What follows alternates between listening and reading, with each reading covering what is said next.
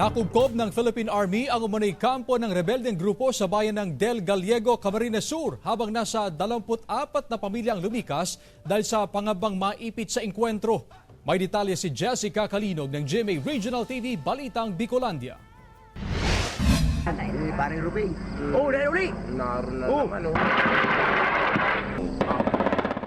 Takot at pangamba ang idinulot sa mga residente nang marinig ang mga pagsabog at palitan ng putok ng baril sa bayan ng Del Gallego, Camarines Sur.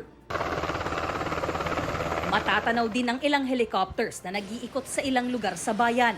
Ginising na ako ni Mrs. Sabi ko nagkakagulo na daw sa langit. Di pagising ko nga, pagbangon ko, may isang putok ditong malakas talaga. Bumba. Naroon na naman, Pasado alas 4:30 ng madaling araw nitong Marso 4 nang magkasagupa ang puwersa ng 902nd Infantry Brigade at tinatayang nasa 20 pinaniniwalaang miyembro ng rebeldeng grupo sa Barangay Santa Rita. Nangyari ito matapos ang report ukol sa umano'y mga armadong grupo na namataan sa lugar. Nag-deliver ng mga putok yung ating mga aircraft kasi dahil nga doon sa mga resist na mga elements ng NPA doon during the encounter. Ang significant doon, may mga HBT daw or high value targets sa mga kasama doon. Bagamat malayo naman sa mga kabahayan, nasa 24 na pamilya ang lumikas at nakituloy muna sa kanilang mga kamag-anak sa ibang lugar dahil na rin sa pangamba na madamay sa engkwentro. Agad naman silang dinalhan ng tulong ng DSWD Bicol.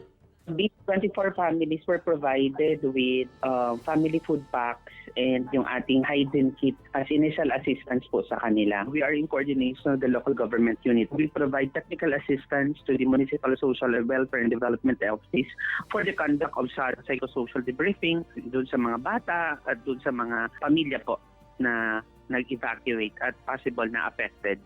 Matapos ang insidente, agad namang pinulong ng mga sundalo ang mga residente sa lugar para ipaliwanag ang nangyari.